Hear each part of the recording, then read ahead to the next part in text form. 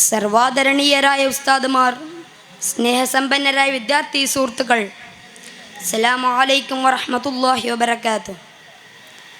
ഇഷ്ടങ്ങളെക്കാൾ ഇച്ഛയിലേക്ക് പ്രാധാന്യം കൽപ്പിക്കുന്ന ഈ കാലത്ത് മാനുഷിക മൂല്യങ്ങൾ നഷ്ടപ്പെട്ടു കൊണ്ടിരിക്കുകയാണല്ലോ. മനുഷ്യരെ വായിക്കാനും തിരിച്ചറിയാനും കഴിയാത്ത കാലത്തോളം ആ ചോർച്ച അന്ത്യം കാണാതെ തുടർന്നു കൊണ്ടേയിരിക്കും. കൃത്യമായ ദർശനങ്ങളില്ലാതെ കുത്തഴിഞ്ഞ ജീവിത പരിസരങ്ങളിൽപ്പെട്ട് അഡിക്ഷനിലേക്ക് അടുക്കുന്ന വിദ്യാർത്ഥി കൂട്ടങ്ങൾ വർദ്ധിച്ചു വരുന്ന ഈ കാലത്ത് സൗമ്യമായ സമീപനങ്ങളോടെ നാം മുന്നോട്ട് വെക്കുന്നത് ഖുർആനിലെ അധ്യാപനങ്ങളെയാണ്. നിന്നെ സൃഷ്ടിച്ച നിന്റെ റബ്ബിൻ്റെ നാമത്തിൽ നീ വായിക്കുക. വായന എന്നത് വളരെ വിശാലമായ അർത്ഥതലങ്ങളുള്ള ഒരു സംവേദന രീതിയാണ്. നാം കാണാത്ത അനുഭവിക്കാത്ത മനുഷ്യരെ പുസ്തകം നമുക്ക് പരിചയപ്പെടുത്തി തരും. അജ്ഞരെ അറിവനുഭവങ്ങൾ കൊണ്ട് സമ്പന്നരാക്കും. അനാഥർക്ക് ഇരുട്ടിൽ കൂട്ടിരിക്കുകയും ചിന്തകളിൽ വേരോട്ടം നൽകുകയും ചെയ്യും. ജീവിതത്തിൻ്റെ ഒറ്റത്തുരത്തിൽ അലസ്യപ്പെട്ടവർക്ക് വായന ഒരു സമാധാനദായകമാണ്. അതുകൊണ്ടാണ് ഏണസ്റ്റ് ഹെമിംഗ്വേ പറഞ്ഞത്, "There is no friend as loyal as a book." പുസ്തകത്തോളം വിശ്വസ്തനായ മറ്റൊരു കൂട്ടുകാരനുമില്ല. നിങ്ങൾ ഒറ്റയ്ക്കാണെന്ന് തോന്നുന്നുണ്ടെങ്കിൽ പുസ്തകത്തെ കൂട്ടുകാരനാക്കുക. അറിവാനുഭവങ്ങളുടെ അനന്തമായ ലോകങ്ങൾ പുസ്തകം നമുക്ക് കാട്ടിത്തരും.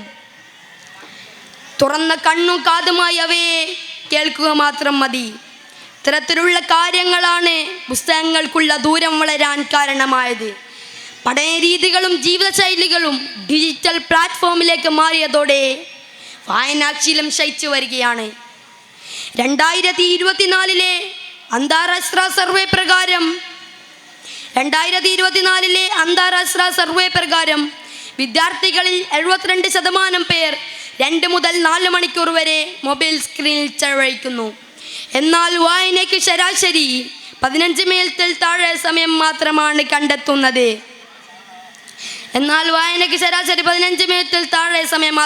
കണ്ടെത്തുന്നത്. സോഷ്യൽ മീഡിയ, റീലുകൾ, ഗെയിമുകൾ, അത്യധികം ദൃഷ്ടാധിഷ്ഠിതമായ ഉള്ളടക്കങ്ങൾ അവ മനസ്സിനെ വേഗത്തിൽ അടുപ്പിക്കുകയും ആഴത്തിലുള്ള ചിന്താശേഷിയും വായനയോടുള്ള മനഃശേഷി കുറയ്ക്കുകയും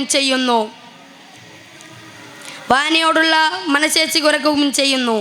സാമൂഹിക വിനിമയങ്ങളുടെ സർവ്വവ്യാപനത്തോടെ മനുഷ്യന് വളർന്നു വരുന്ന ഒരു എംപാത്തിക് മൈൻഡുണ്ട്. അത് നിരന്തരമായ മനുഷ്യർ വളർത്തിക്കൊണ്ടുവരുന്ന ആ എമ്പതിയാണ് മനുഷ്യരെ വായിക്കാൻ പ്രേരിപ്പിക്കുന്നത്.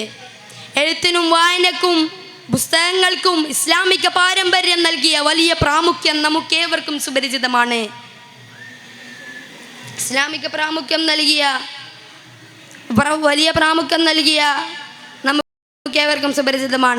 ബദ്രുദ്ധത്തിലെ തടവുപുള്ളികൾക്ക് മോചനദ്രവ്യവുമായി 10 കുട്ടികളെ എഴുത്തും വായനയും പഠിപ്പിക്കുക എന്ന ഉപാധി നബി സല്ലല്ലാഹു അലൈഹി വസല്ലം വെച്ചത് അതിൻ്റെ തെളിവാണ്. പിന്നാലെയുള്ള മുസ്ലിം സമൂഹം അതിൻ്റെ കൃത്യമായ പിന്തുടർച്ചയായിരുന്നു.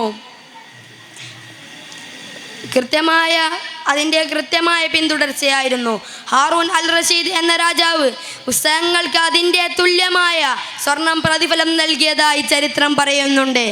യൂറോപ്പിലെ ചർച്ചുകളിൽ കേവലം 12 പുസ്തകം മാത്രം ഉണ്ടായിരുന്നപ്പോൾ കോർദേവാസ്, വില്ല ഗ്രാനഡ എന്നിവിടങ്ങളിൽ മുസ്ലിം ലൈബ്രറികളിൽ ലക്ഷക്കണക്കിന് പുസ്തകങ്ങൾ നിറഞ്ഞിരുന്നു. അത്തരത്തിലുള്ള ഗ്രന്ഥശേഖരണങ്ങളാണ് ആ കാലഘട്ടത്തെ സാംസ്കാരികമായും ശാസ്ത്രീയമായും സമ്പുഷ്ടമാക്കിയത്. ഇത്രയും പറഞ്ഞുകൊണ്ട് ഞാൻ എൻ്റെ വാക്കുകൾക്ക് വിരാമം കുറിക്കുന്നു. ആഖിർ ദഅ്വാനാ അൽഹംദുലില്ലാഹി റബ്ബിൽ ആലമീൻ. അസ്സലാമു അലൈക്കും വറഹ്മത്തുള്ളാഹി വബറകാതുഹു.